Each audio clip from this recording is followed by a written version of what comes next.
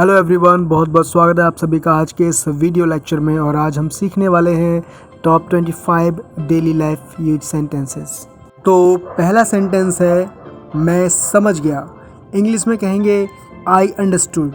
आइए अगला सेंटेंस देखते हैं जो है समय समाप्त हो चुका है, और इंग्लिश में कहेंगे टाइम इज़ अप। अगला सेंटेंस है मज़े करो। इंग्लिश में कहते हैं हैव फन। अगला वाक्य है संभल कर। इसको इंग्लिश में कहते हैं वॉच आउट। देखो, वॉच आउट का प्रयोग जब करते हैं जब कोई व्यक्ति कुछ काम करने जा रहा हो और हमें पहले से पता है कि वहाँ पे कुछ परेशानी हो सकती है, तो इसी में इस स्थिति में हम वॉच आउट का प्रयोग करते हैं। अर्थात जब हम किसी से सावधानी बरतने के लिए कहते हैं तो हम वॉच आउट या बी केयरफुल का प्रयोग करते हैं। अगला वाक्य है संयम रखें, या फिर कह सकते हैं खुद पर काबू रखें। इसको अंग्रेजी में कहते हैं कंट्रोल योरसेल्फ। तो अगला वाक्य है जो कि एक निर्देश है, जैसे किसी काम को ठीक से करने के लिए कहा जाता है, ठीक से करो या सही से करो, तो इंग्लिश में कहते हैं डू इट राइट। तो अगला वाक्य है जुबान पर लगाम रखो। कहते हैं ना कि जुबान संभाल कर बात करें, तो इंग्लिश में कहते हैं होल्ड योर टंग। अगला वाक्य है हमें पैदल चलना चाहिए।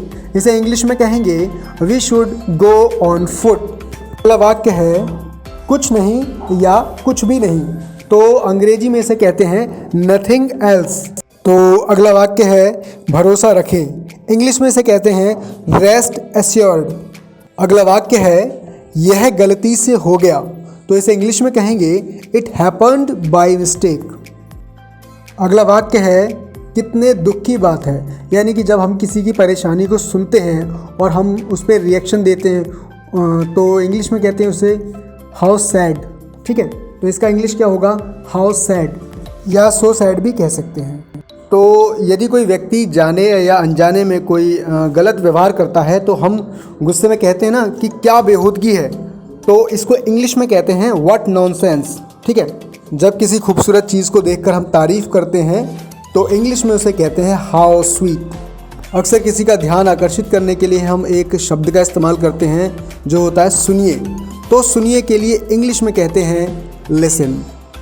अगला वाक्य है जल्दी करो। तो जल्दी करो के लिए इंग्लिश में कहते हैं हरी अप। जब हम हिंदी में कहते हैं बड़े अपमान की बात है, तो इसे इंग्लिश में कहा जाता है हाउ डिसग्रेसफुल। जब किसी चीज़ को देखकर हमें घिन आती है तो इसे इंग्लिश में कहते हैं हाउ डिसगस्टिंग। तो अगला वाक्य है कितने शर्म की बात है। इसे इंग्लिश में कहेंगे what a shame. It is very shameful भी कह सकते हैं। अगला वाक्य है कितना अच्छा सुझाव है, या फिर कहते हैं ना कि क्या आइडिया है यार, तो उसे इंग्लिश में कहते हैं व्हाट एन आइडिया।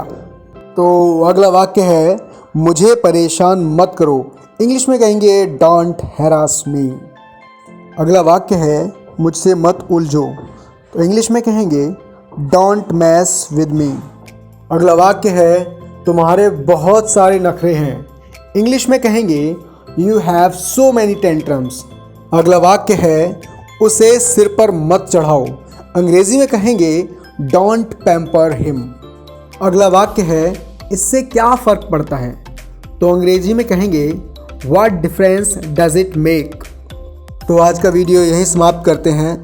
उम्मीद है ये वीडियो आपके लिए बहुत हेल्पफुल रहेगा। तो प्लीज़ इस वीडियो पर आप मेहनत ज़रूर करें। अगर आप बिगनर हैं तो इन सेंटेंसेस को राइट डाउन ज़रूर करें, लिखिए ज़रूर, और फिर प्रैक्टिस ज़्यादा से ज़्यादा करें। ठीक है, और जो सेंटेंसेस मैंने दिए हैं इनमें ऐसा भी हो सकता है कि एक वाक्य को कई अन्य तरीक़ों से भी बनाया जा सकता है। ठीक है, तो इसलिए परेशान नहीं हो, और कोई भी डाउट हो तो आप कमेंट सेक्शन में कमेंट कर सकते हैं, मैं रिप्लाई करूँगा। जल्द मिलूँगा नेक्स्ट वीडियो में। Bye bye.